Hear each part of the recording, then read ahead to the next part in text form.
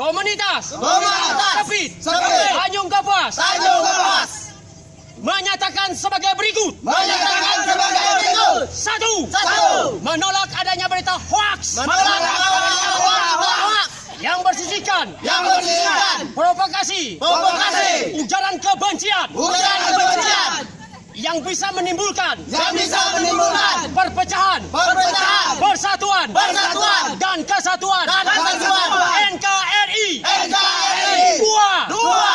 mendukung langkah Polri dalam melakukan, mengungkapkan dan menegakkan pelaku penyebar berita hoaks.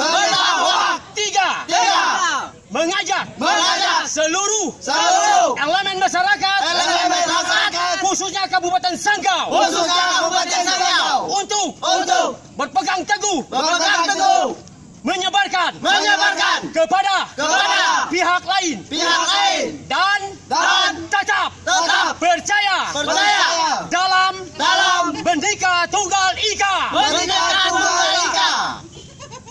Sip.